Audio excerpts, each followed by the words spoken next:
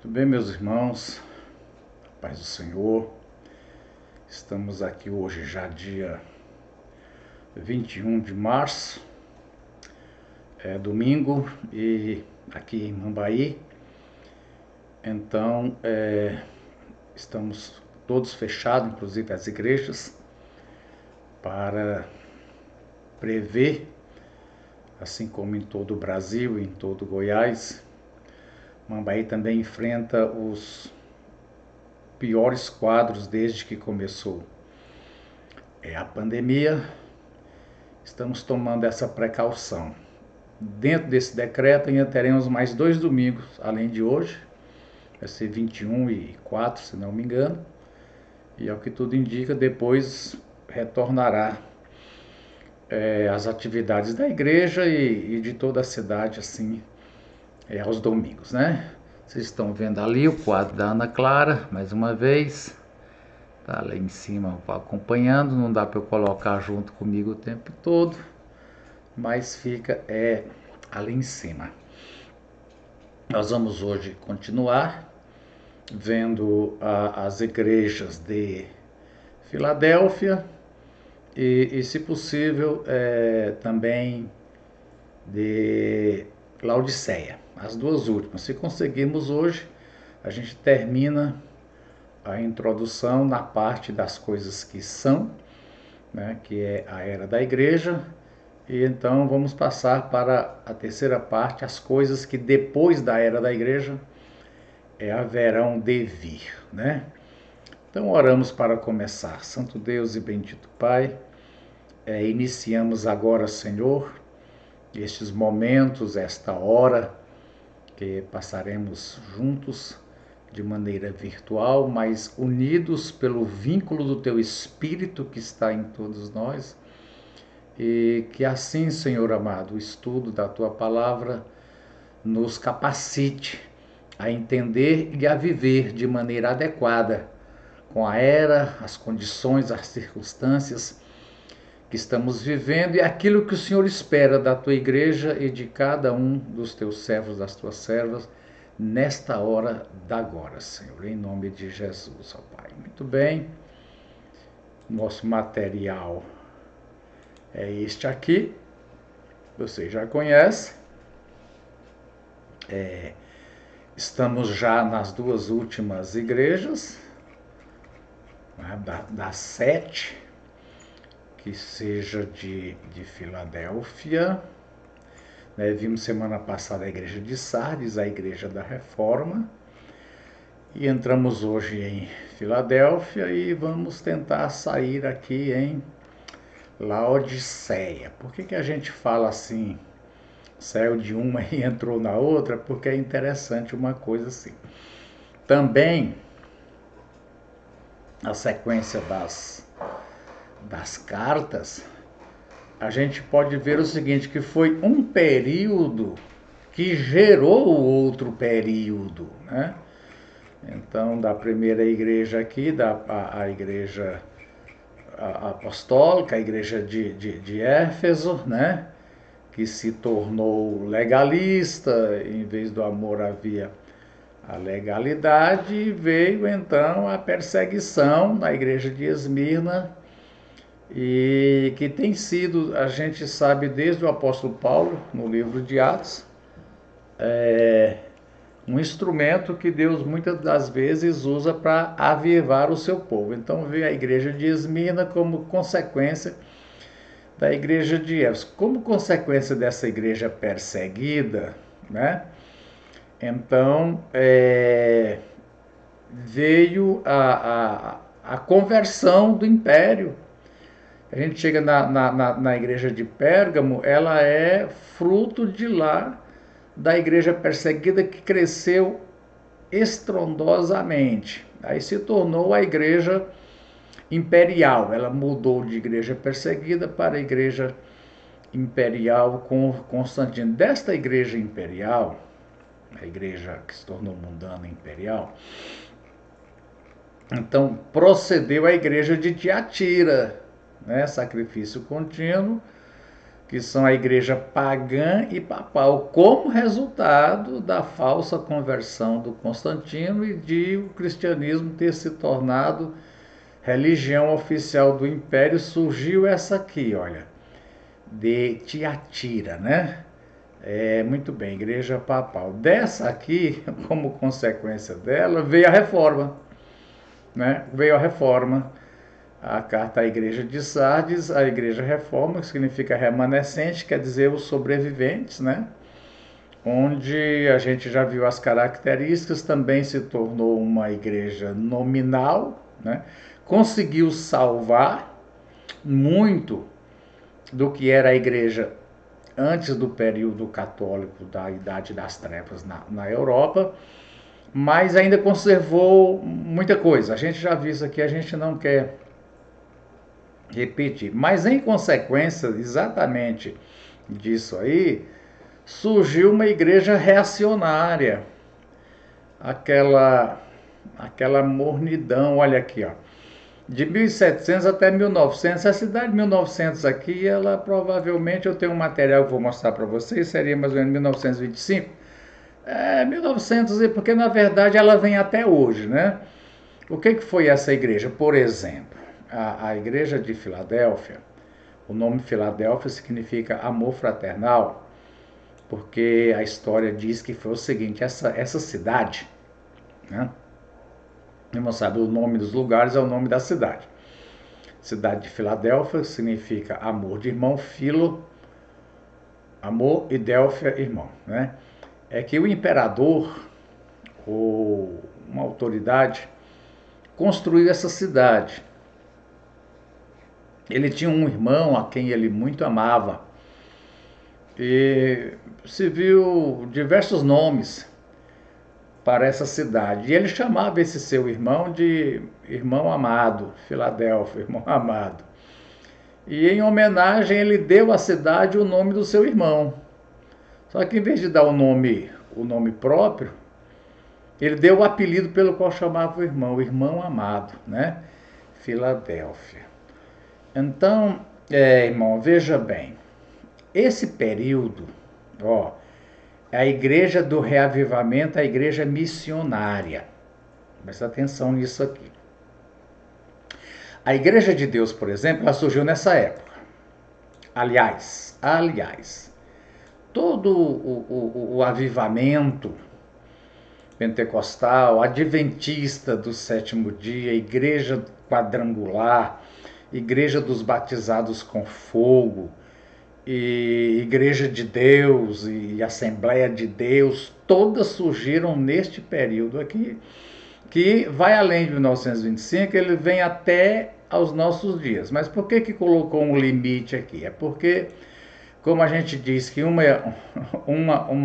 era da igreja gerou outra era, então quer dizer que a igreja de Laodiceia, ela saiu da igreja de Filadélfia, da era. Uma era gerou outra era, né? E a pergunta é o seguinte, desde quando? Porque são as duas igrejas que existem hoje, na profecia. Estamos vivendo a era de Filadélfia, estamos vivendo a era de Laodiceia. Laodiceia, Lau é povo, e Diceia é justiça, quer dizer, igreja dos direitos do povo, onde a lei não é mais a palavra de Deus, a lei agora é o povo, é uma igreja que os ditames, doutrinas, se é que tem doutrina, etc., é a tal da igreja pragmática, ela faz aquilo que funciona, independente de ser a favor, de ser contra a Bíblia, né? Então a pergunta é a seguinte, quando foi que Filadélfia começou a se tornar Laodiceia? Essa é a questão. Então, se entende por aqui, eu vou mostrar para vocês, né? Então a igreja de Deus, desse período, todas as igrejas que eu já citei para vocês, que é a igreja missionária, né? Os irmãos lembram que, como diz assim, Filadélfia saiu de Sardes. Só para lembrar para vocês, o caso da história da Igreja de Deus, como era, né? Sardes, aqui a Sardes. Filadélfia saiu de Sardes, a Igreja de Deus, Igreja de Filadélfia, saiu da Igreja de Sardes. Vocês lembram, quem conhece a história da Igreja de Deus? Parece uma anedota, mas é um caso verídico. A situação era tal lá na zona rural de Cleveland, no Tennessee, onde havia ali uma igreja batista, do qual todos eram batistas. Você já assistiu filme de faroeste, filme de cowboy, todo mundo era batista, alguns presbiterianos. Em que no corredor da igreja tinha os caixotinhos com areia, porque os irmãos que mascavam fumo durante o culto para ficar acordado, para não terem que sair e perder mensagem, se era mensagem, para cuspir lá fora, que quem masca fumo cospe. Isso era real. Então, na igreja, no culto, mascando, cuspindo fumo, no final dos cultos, se fazia coisa tipo quermesse, com muita coisa ali que realmente não. Então, essa era Sardes. Foi daí que saiu Filadélfia, quer dizer, uma reação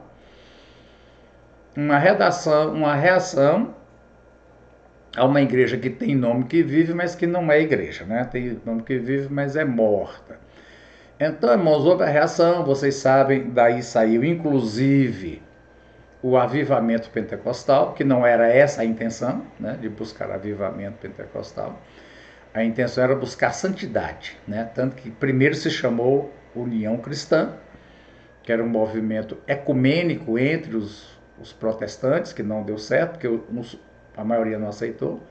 Depois Igreja da Santidade, depois veio. Então esse período aqui, ó, né, a igreja missionária, né? Até porque nessa igreja aqui, ó, nessa igreja aqui é que o Senhor diz o seguinte, olha: eis que coloquei diante de ti uma porta aberta, né? Então, que porta é essa aqui que se abriu? Então, são muitas portas, mas a mais assim aceita, né, entre elas, é que é a porta do serviço, a porta da evangelização. O que significa, irmãos, que estamos na era de pregar a palavra. Veja o que o Senhor diz aqui, ó: você guardou a minha palavra, né? Então estamos na era da evangelização, na era da palavra. E você vai ver aqui, ó, exatamente, irmãos, a expansão do evangelho para todo o mundo, inclusive para o terceiro mundo, aqui nessa faixa de Brasil, África, né, partes da Ásia, foi de 1700. A gente teve primeiro os missionários, os grandes missionários da história, né?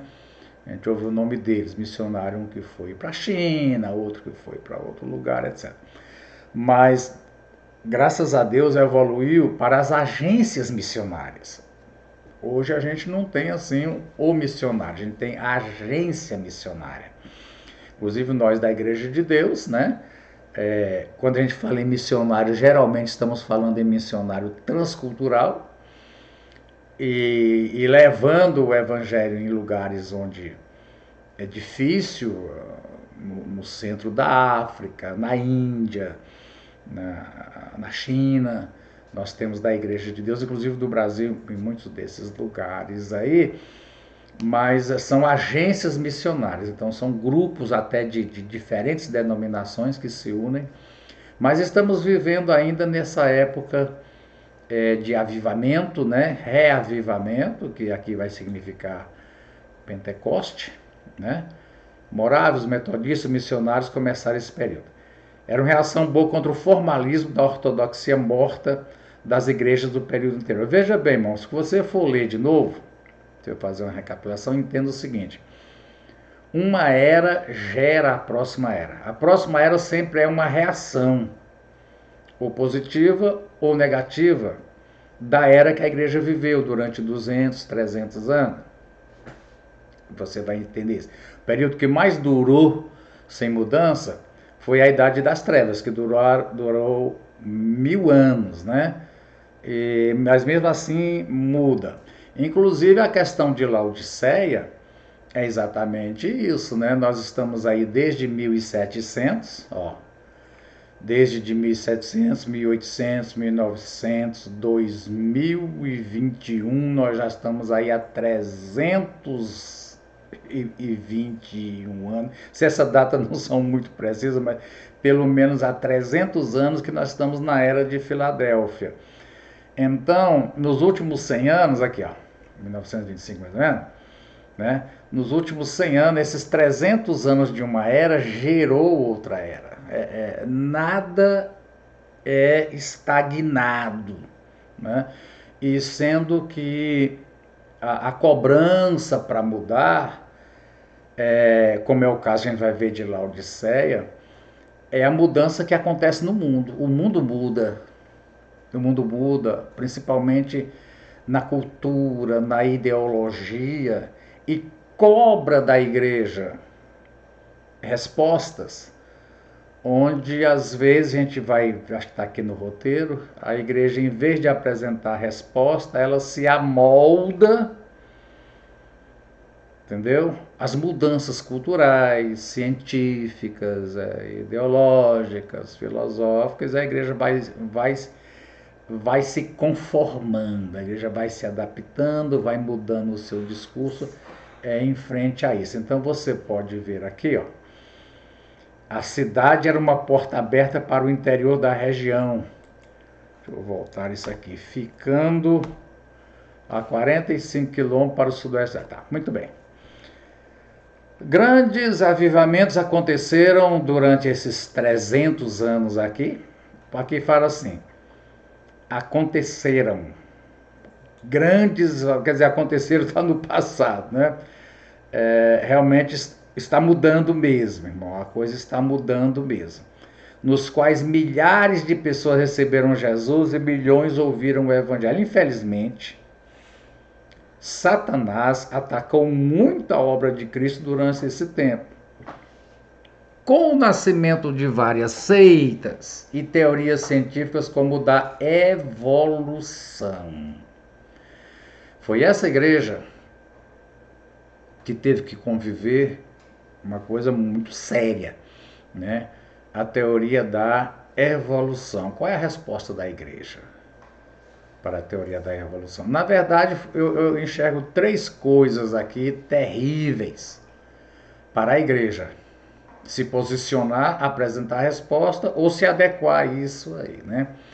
É a evolução, é a psicanálise do Freud, que vai falar de alma, psique é alma, e vai surgir uma ciência que cuida da alma, que era uma função da igreja e dos pastores, cuidar das almas. Agora tem uma ciência de pessoas ou cristãs, ou ateias, ou moralistas, ou imorais, que também cuidam da alma. E a terceira é o marxismo do Karl Marx, né? O comunismo do Karl Marx, uma teoria política, uma teoria da alma e uma teoria biológica, de onde veio o homem. Então essas aqui, olha, principalmente como a igreja se posicionou perante essas teorias,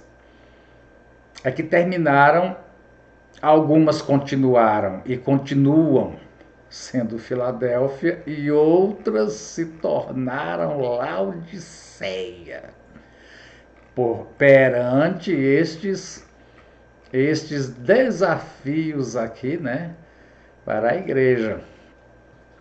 Então, irmãos, como em todas as cartas, em Filadélfia, começamos com a descrição de Jesus, né? Vamos aqui ao texto. Deixa eu te mostrar o texto. Eu vou abrir aqui para você ver melhor, que é muito pequeno. Deixa eu ver como é que eu aumento isso aqui. Ó. Estas são as palavras daquele que é santo e verdadeiro e que tem a chave da vida. Bom, quando diz de Jesus santo e verdadeiro, há uma declaração, porque, irmãos, aqui em Filadélfia diz o seguinte: em Filadélfia tinha uma tal de sinagoga de Satanás, onde alguns que se dizem judeus, né? Então, o problema com os judeus é que a declaração de que Jesus é Deus era a blasfêmia.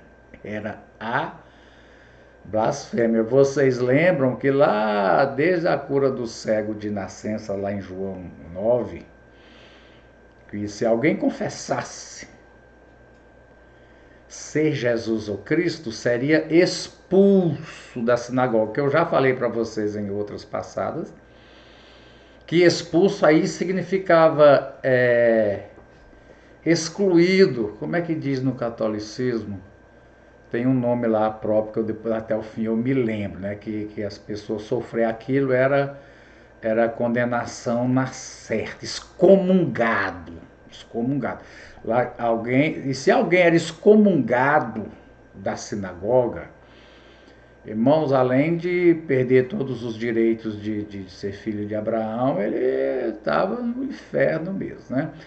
Então, irmãos, da sinagoga de Satanás, esse tinha um problema grave, porque os cristãos declaram Jesus é Senhor e é Deus. Ele diz, você lembra que quando o sacerdote lá no julgamento de Jesus perguntou, tu és filho de Deus? E Jesus diz, tu diz, ele rasga, blasfêmia, ele se diz igual a Deus. Era o mesmo problema aqui, né? O mesmo probleminha aqui. A oposição dos que se diziam judeus, eles tinham muita força, né? Veja que aqui a igreja, irmão, a igreja tinha pouca força, né? A igreja era uma igreja de pouca força, Filadélfia. Essa pouca força não quer dizer necessariamente que eram poucas pessoas, mas quer dizer que naquela sociedade eles tinham sido tão difamados e perseguidos por esses judeus da sinagoga de Satanás, que eles não tinham, diferente da igreja de Sardes, que era uma igreja de renome, uma igreja de influência social, política, eles aqui não. Eles não tinham influência, eles não tinham força, etc, né? Então, um dos motivos que diz que ele é verdadeiro, ele é verdadeiro, né? Ele é verdadeiro. Por quê? Porque esses aqui são mentirosos. São mentirosos. Eles são mentirosos. Mas eu sou verdadeiro. É interessante você perceber que sempre a maneira como Jesus é descrito no começo de cada carta, já explicamos para vocês, o padrão de escritas nessa época, né? Como é que funcionava, tem a ver com ele ser o contraste de situações que a igreja está enfrentando e muitas das vezes ser o contraste dos inimigos da igreja. E sendo que a igreja é semelhante a ele. Então Jesus é o contraste da sinagoga que é mentirosa. Agora, quando diz que ele é santo e verdadeiro, não está dizendo que ele é Deus. Deixa eu mostrar aqui, ó. Apocalipse 6, versículo 10. Clamaram em grande voz, dizendo, até quando, ó soberano Senhor, ninguém, nem testemunha de Jeová, duvida que aqui se trata de Deus, Pai. Até quando santo e verdadeiro. Aqui, irmão, Apocalipse 6, 10, santo e verdadeiro é o Pantocrator, soberano, Pantocrator. Senhor. Quer ver como é que fala isso aqui no original? Que eu vou te mostrar aqui. 6:10. 6:10, né? 6:10. Soberano Senhor. Déspotes. É déspotes. São os vários nomes que Deus aqui é chamado de... Você sabe do déspota da Idade Média, aquele que reunia nele os 3 poderes, que hoje fala que tem 3. Ele reuniu dentro aqui, com certeza, sem dúvida nenhuma. Então, compreenda aqui, ó. Tá, vamos voltar aqui, né? Os da sinagoga de Satanás, que não reconhecem que Jesus, a declaração dos cristãos, estas palavras são daquele que é Deus. Presta atenção nisso aqui, aquele que é Deus, aquele que é santo e verdadeiro. E eu poderia ficar aqui tempos e tempos mostrando para vocês que o nome, o termo santo, ele é atributo divino. No Antigo Testamento, eu ia ficar aqui só nessa aula passando referências. E esse atributo de santidade aqui, diferente de quando fala que chama os crentes de santo, e principalmente quando junta santo e verdadeiro, é título de divindade, né? Agora, a chave de Davi, ele tem a chave de Davi. O que ele abre, ninguém pode fechar, e o que ele fecha, ninguém. Eu queria te mostrar outra coisa aqui interessante. Os de Jesus são chamados de igreja, tá vendo?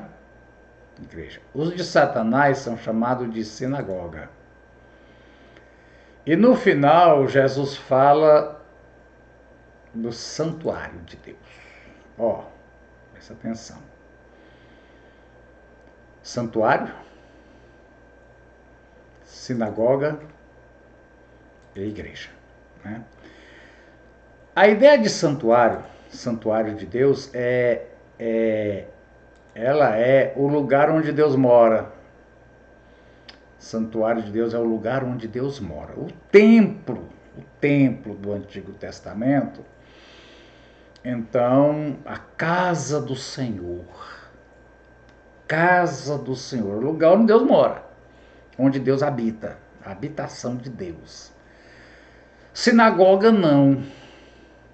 Claro, sinagoga quer dizer ajuntamento, mas sinagoga não. Sinagoga não, os judeus não entendiam de forma alguma que a sinagoga fosse um santuário onde Deus habita. Era apenas o lugar onde os judeus se reúnem. Mas lá não era a casa do Senhor. Lá não era o santuário.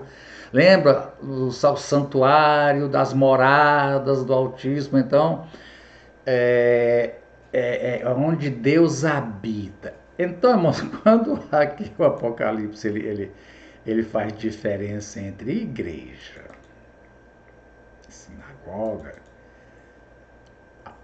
os santos de Deus são chamados de igreja. Igreja é a mesma noção, tá? Igreja é a mesma noção de santuário, a habitação de Deus. A morada de Deus em espírito é a igreja, né? A igreja é a morada do Espírito Santo. Morada do Espírito Santo. Esta casa é tua casa. Tá? Infelizmente, eu percebo que algumas pessoas cantam isso e estão pensando no templo.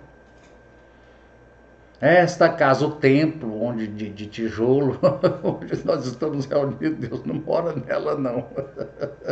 Deus não mora no templo, não, né? Até essa ideia, a gente vê a reverência, não sei se é até bonito ou não, dos católicos, quando eles passam em frente ao templo, ajoelham, se benzem, porque ali... E realmente para eles é verdade, porque os deuses dele é uma imagem lá dentro, então tá lá é a morada deles, tudinho lá dentro. Lá. Para nós não, é a igreja. E outra coisa, irmãos, a ideia de morada é a ideia de convivência, de comunhão. Eu moro aqui com Judete, você mora aí com quem você mora. Então, morar juntos. significa ter comunhão, ter intimidade, ter vivência. Então, essa sinagoga aqui de Satanás não é morada, não, tá? Irmãos, e para a gente entender, irmão, o que seria hoje essa sinagoga de Satanás hoje? Bom, é difícil entrar nesse assunto, não é? Mas a sinagoga de Satanás lá, você vai pesquisar que principalmente, irmãos, o Evangelho de João já foi escrito lá no ano 90, e as 3 cartas de João, e as últimas cartas de Paulo também, as pastorais, né, dos Timóteo, Tito, eles debatiam com uma coisa chamada gnosticismo. Foi alguma coisa que tentou se introduzir na fé cristã e introduziu. Alguns grupos de igreja, alguns sistemas foram tragados pela filosofia gnóstica, em vez de ser igreja, se tornaram gnosticismo e se viraram sinagoga de Satanás. Mas não, o gnosticismo, rapidamente, não pode, a hora passa, né?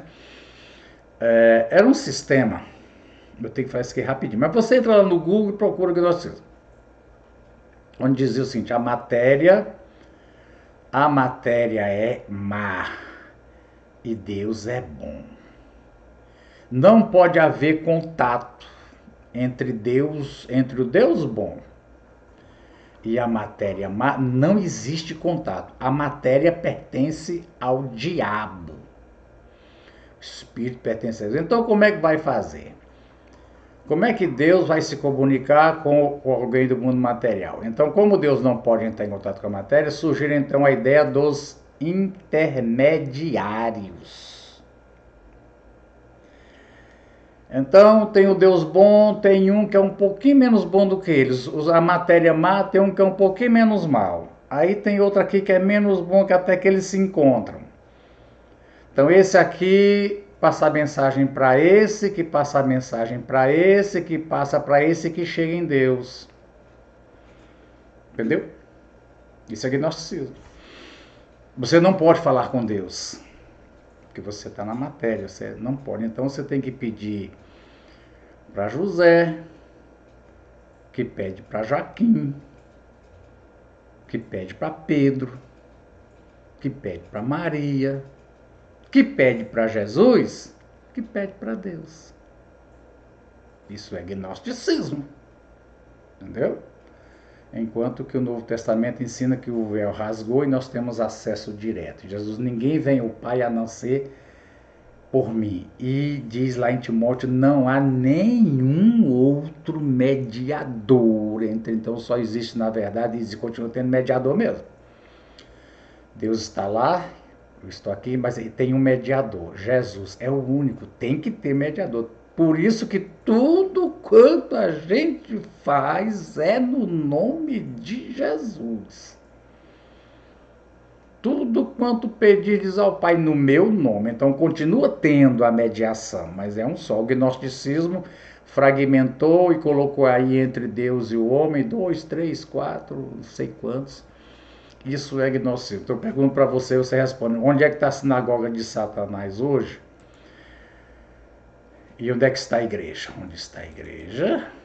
Mora a Deus. Onde está a sinagoga, que é um lugar onde as pessoas se reúnem para praticar uma religião com ensinamentos contrários à palavra de Deus, que são de Satanás, entre eles que Jesus não é o único mediador, não. Tem mais aí alguns intermediários, né? Farei que se prostre aos seus pés e reconheçam que eu os amei. Isso aqui, irmãos, é uma promessa. Primeiro, isso deve ter acontecido lá em Filadélfia. Alguma coisa aconteceu lá, viu? Que eles tiveram que admitir, né? Alguns dizem que é uma promessa da conversão dos judeus. Na verdade, nessa era de Filadélfia, nunca converteu tanto judeu como tem convertido nessa era missionária de Filadélfia, né? Apesar de que a maioria ainda não é. Muito bem. Agora aqui, irmãos, esse texto aqui, ó, que abre e ninguém fecha, e fecha e ninguém abre. Esse texto, nós estamos aqui em Isaías 22, olha, eu vou te mostrar, Isaías 22, tá vendo? Aqui do 15, profecia contra Sebna. Esse Sebna, ele é administrador do palácio. Sabe o que é o administrador do palácio? É aquele que o rei nem sabe, como era lá no caso de José do Egito, nem sabe o que tem. Quem sabe o que tem e o que não tem na despensa de alimento, de joia, de arma, quantos cavalos, etc. Quem sabe é o administrador. Esse Sebna aqui era o administrador. Aí o senhor manda dizer para ele, o que você está fazendo aqui? O senhor vai te agarrar, vai te jogar para longe. Ele vai te embrulhar como uma bola, vai te arranhar no campo, você vai morrer, seus carros, eu demitirei das suas funções e você será deposto do seu cargo. Aí, vê assim, naquele dia, quando ele demitir esse Sebna aqui, ó, de Isaías 22, 15, convocarei o meu servo Eliaquim. Antes de ser Eliaquim, ele é servo. Servo de Jeová. Mas o nome Eliaquim, porque tem um jogo de coisa aqui, significa Deus estabiliza, Deus firma. Veja o que ele diz a fazer com Eliaquim, ó, no versículo 13. Eu fincarei como estaca em terreno firme. O nome Eliaquim significa uma estaca fincada em terreno firme, quer dizer, não arranca não, né? Então, não sei esse jogo de palavras aqui, mas realmente existia esse Eliaquim, porque fala até que ele era filho de Ilquias, para não ficar achando que esse Eliaquim era uma figura de linguagem, era uma pessoa mesmo, serva de Deus, né? Então, isso aqui mostra para nós o seguinte, irmãos, o Senhor está de olho nos seus servos. Quando surge a necessidade, que ele tem que demitir algum Sebna, ele já tem o seu servo preparado, né? Eu vou vestir Eliaquim com o manto que pertencia a você, Sebna. Agora, irmão, esse manto aqui é uma farda, né? É um uniforme. Assim como o presidente da República usa uma faixa presidencial, esse administrador do palácio, ele tinha vestimentas que lhe identificavam. Como hoje você encontra uma pessoa, você sabe se ele é um sargento, um tenente, um capitão, ou assim, apenas uma ilustração. Então ele tinha um manto próprio. Eu vou tirar o manto dele e o seu cinto. Ó, vou pegar o seu manto e vou revesti-lo de força e de autoridade. Irmão, o cinto, força, o manto, autoridade, eu vou passar para ele a autoridade. Ele será um pai para os habitantes de Jerusalém e para os moradores de Judá. Um pai, irmão, porque era função do rei também distribuir alimento. Era um tipo de Estado, né? A teocracia. Teocracia é um governo religioso, né? Teocracia, por exemplo, o Islã é uma teocracia. Lá quem rege a nação é o livro sagrado. O Alcorão, no caso aqui de Israel, era a Torá. Os 5 livros de Moisés é que regiam, né? Era um tipo de Estado onde o modo de produção era de arrecadação, né? Você veja que Salomão cometeu depois que Salomão morre, Salomão matou o povo com imposto, e o filho dele, que veio depois dele, disse, pois o meu pai não era o dedim-mindim meu, que eu vou cobrar do povo. Resultado, houve uma revolução, as tribos se separaram, surgiu o reino do norte, 10 tribos, o reino do sul. Então, era um tipo de coisa assim. Então esse Estado seria como o nosso, irmão. Apesar que a gente vive eu não sei se é democracia que pode chamar isso, não, mas é o seguinte, o Estado arrecada para devolver. Não é assim? Deveria ser assim. A gente antes da pandemia, estava mais ou menos 50% do que a gente recebia como pagamento por serviço, salário, etc. 50% era devolvido em imposto. Em tudo que você compra tem imposto, além do imposto de renda, né? Então, hoje eu não sei do jeito que está a coisa, talvez a gente realmente hoje sejamos totalmente servos do Estado, né? Até porque esse tal de serviços essenciais, eu descobri que é essencial para o Estado não parar de se manter. É essencial porque que a resistência de chuveiro elétrico não pode vender porque não é essencial. Eu fui dizer que fósforo não pode vender, mas não é essencial para o Estado. Para o Estado, essencial é petróleo, energia, entendeu? Então a ideia era essa. Então o administrador do palácio era alguém que era como um pai, era um sistema parecido, onde se devolvia, se cuidava dos necessitados. Porém, sobre ele, sobre os ombros dele, que você vai ver aqui agora,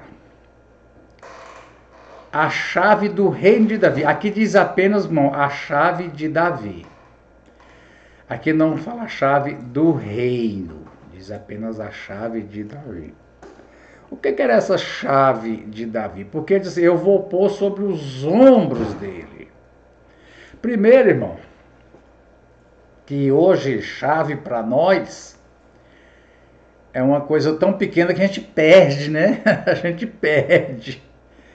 Nessa época, irmão, chave era uma coisa do tamanho, eu não sei lá do que, irmão, do tamanho de um controle remoto de TV, ou era maior do que um celular, né? Era uma coisa bem grande mesmo. E talvez ele tivesse que carregar, tipo, uma corrente nos ombros para poder. Outros dizem que essa chave também, irmão, essa chave, aqui, ó, que diz lá, coisa, era algo que estava bordado no manto.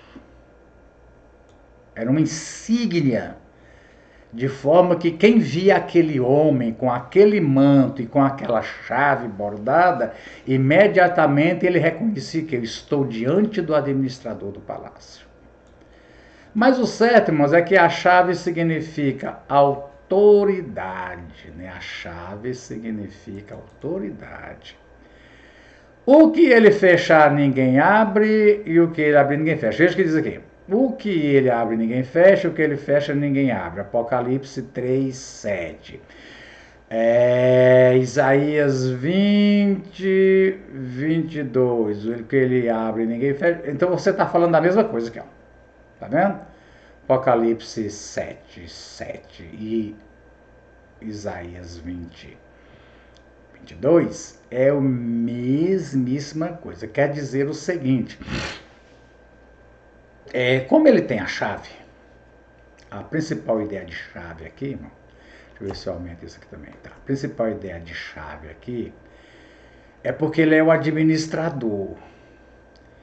Ele pode abrir todos os silos, todos os cofres, todos os tesouros. Ele tem autoridade e força para abrir e dar, porque ele vai ser um pai, distribuir francamente todas as riquezas de Deus. Agora, a diferença entre Jesus, embora, irmãos, que Jesus, ele desempenha em Isaías a função de servo de Jeová. Isaías 40 e pouco, até 53, que a gente muito lê, é o servo de Jeová, que deveria ser a nação de Israel. Mas que não foi, Jesus personificou a nação de Israel como servo de Jeová. Só que aqui era um administrador do rei, e aqui em Apocalipse é o próprio rei, que tem as chaves e abre, quer dizer o seguinte, né? Ele pode distribuir. Outra coisa interessante que diz aqui, ó, eu fincarei como estaca em terreno firme. Aqui no final ele diz aqui, ó, farei do vencedor uma coluna. E daí, veja bem, uma coluna que nunca sai e uma estaca em terreno firme é a mesma coisa. Então, Isaías, inclusive, irmão, sobre santo, deixa eu diminuir um pouco aqui, sobre santo, né, santo, das vezes que aparece a palavra santo no Antigo Testamento, 60 vezes é no livro de Isaías. Então, Filadélfia, a teologia isaítica, acho que é isso mesmo, porque Isaías foi o profeta messiânico, vocês sabem disso, foi o profeta que mais falou sobre o Messias, o Cristo, como seria, inclusive Isaías 53. Então, não só aqui, você poderá fazer essa depois aí, tá? A mensagem da igreja de Filadélfia é totalmente assim moldada dentro de Isaías. Não só aqui, 22, onde copiou e colou.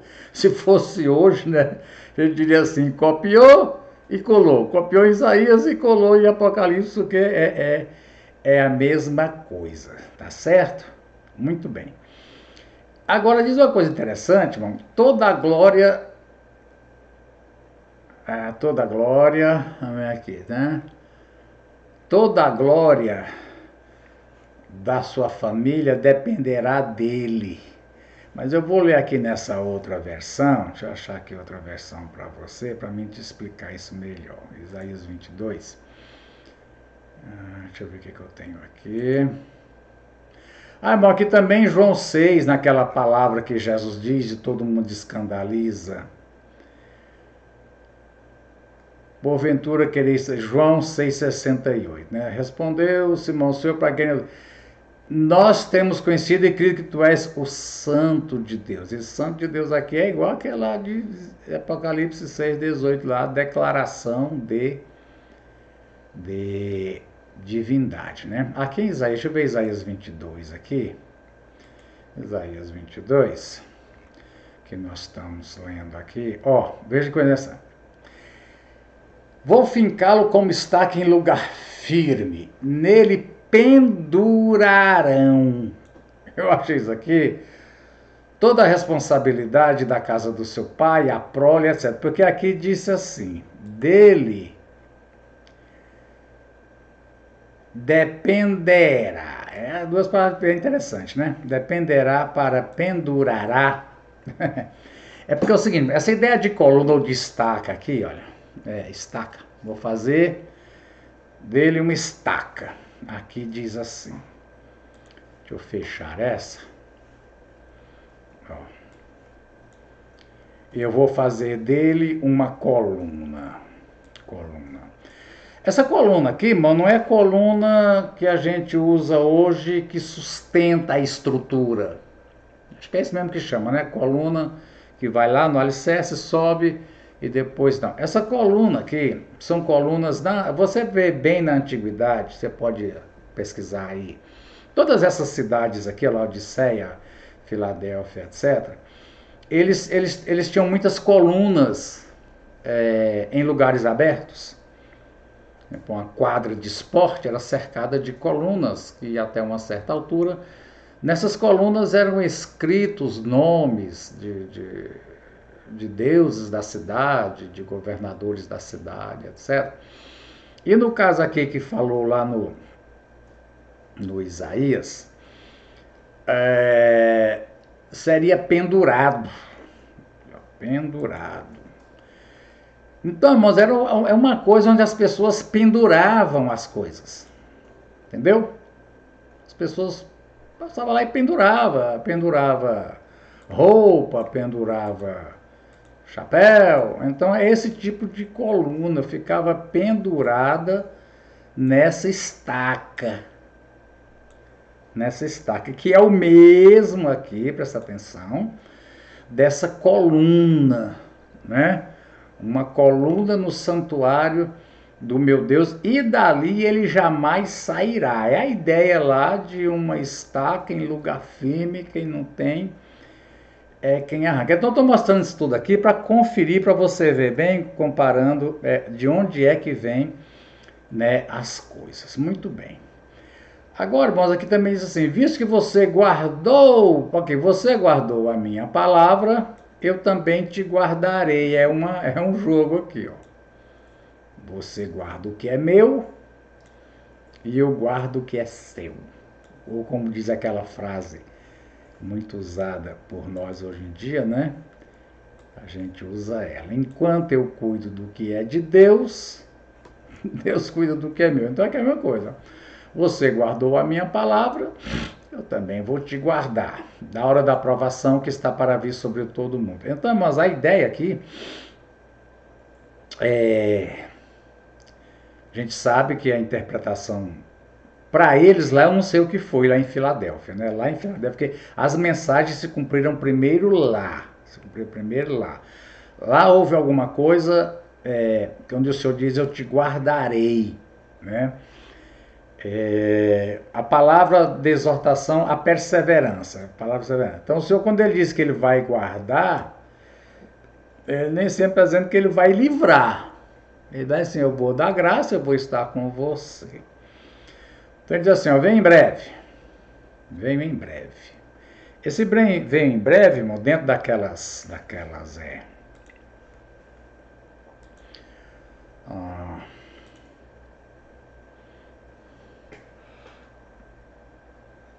como a gente fala? Daquelas interpretações das palavras gregas, quer dizer, quando eu vier, eu venho repentinamente. Esse venho em breve não é questão de daqui a quanto tempo. É a forma, quer dizer, eu não virei por processo.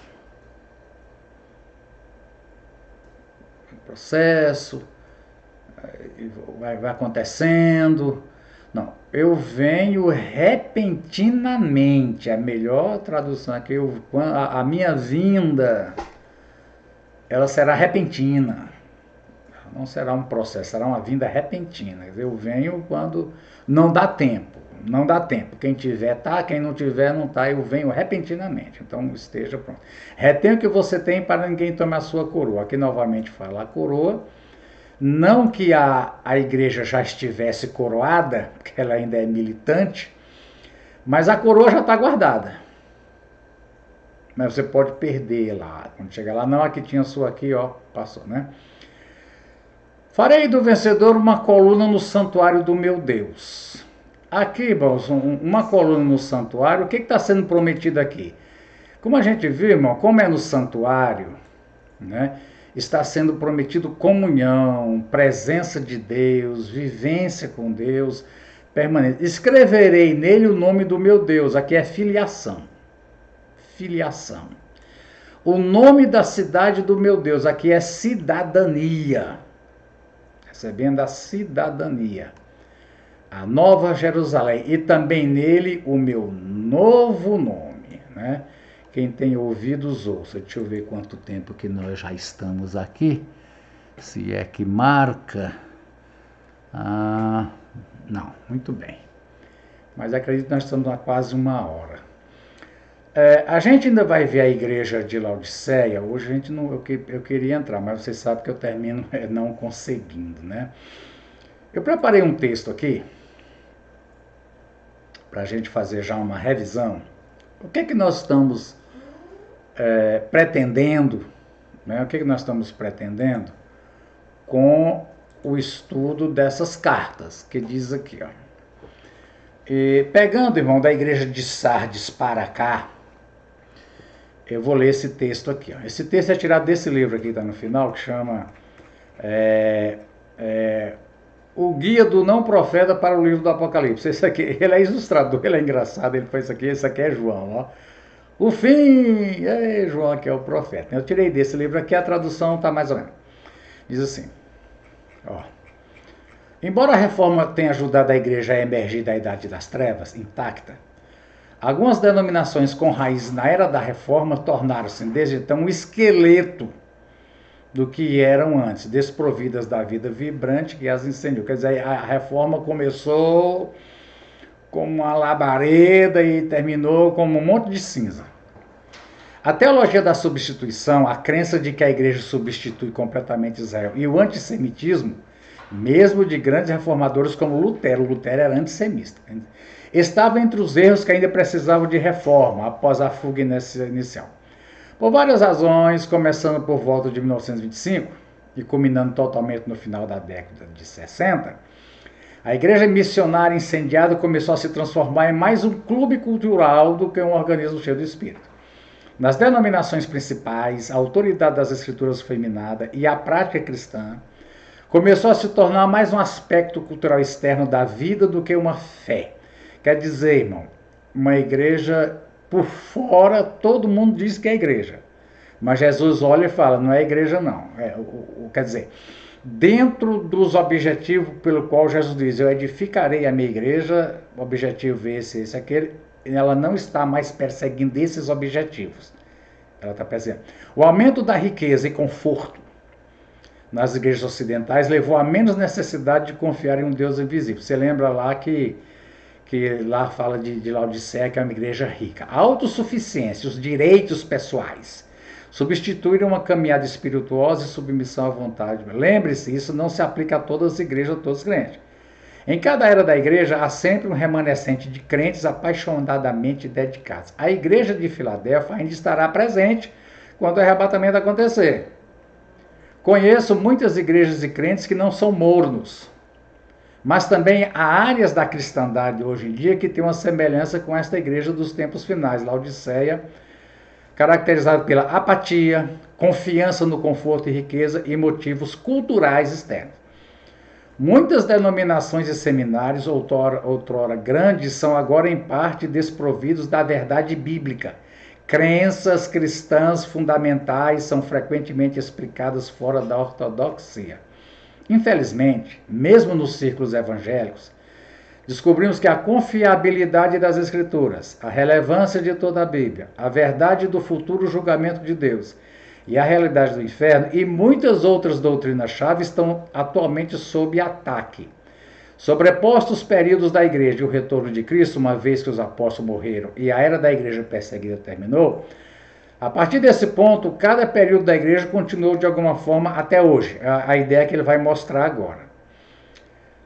A interpretação profética do Apocalipse 2 e 3 indica que as características das últimas 5 igrejas, deixa eu corrigir aqui, né? As últimas 5. Veja o quadro que ele fez aqui. Veja, presta atenção. Ó, as 7 igrejas, deixa eu crescer aqui. As 7 igrejas, eu traduzi isso aqui, agora eu leio para vocês que eu perco tempo traduzindo. As 7 igrejas do Apocalipse. Igreja, declarações sobre a segunda vinda, passagem bíblica, o retorno está próximo com a cadeia. Então veja bem, na igreja de Éfeso não fala na volta de Jesus. Igreja de Esmirna, Jesus, agora a partir de Pérgamo, arrependa-se, senão eu virei rápido contra você. Apocalipse 2,16. A igreja de Atira, guarda o que tu tens até que eu venha. Igreja de Sardes, se você não despertar, eu virei como um ladrão.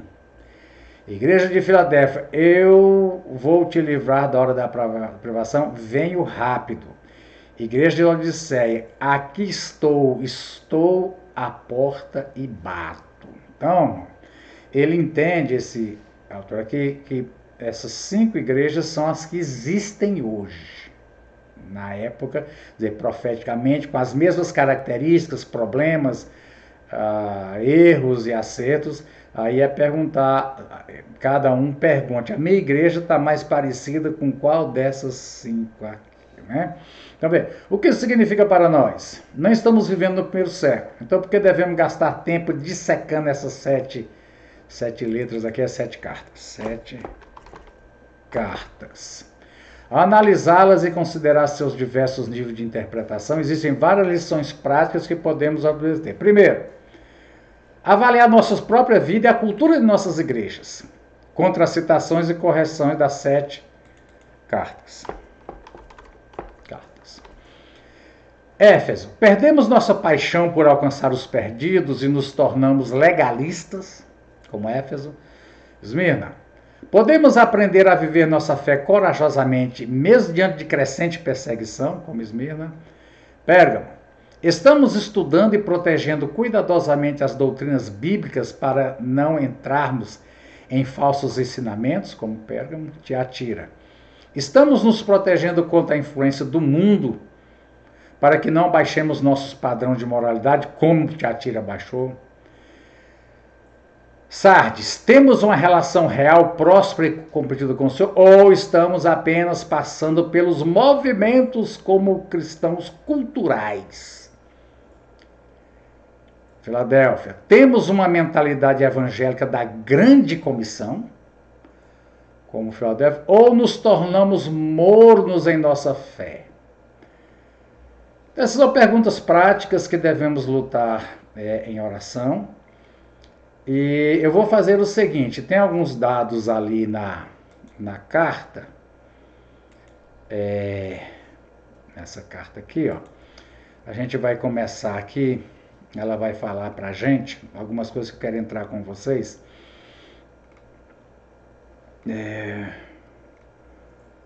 Por exemplo, a Odisseia, tem uma coisa aqui, a neo-ortodoxia, teologia dialética, teologia da crise, né? Teologia dialética, teologia da crise, a gente vai ter que entrar nisso aqui, não vai adiantar eu fazer como eu pensei que eu faria aqui até o final, não. Vou salvar, aqui vou fechar, vou abrir aqui e vou terminar com vocês. Eu estou num quadro alérgico, meus olhos estão coçando e está lacrimejando, eu já tomei o antialérgico, mas tudo bem, deu para a gente chegar até aqui. Então a gente vai continuar ainda mais uma, não sei se mais duas escolas, até a gente fechar essa questão de as 7 igrejas e o que essa mensagem traz de exortação para nós individualmente e cada um analisar a sua igreja, a sua comunidade, com o que ela está mais parecendo. Amém? Deus te abençoe.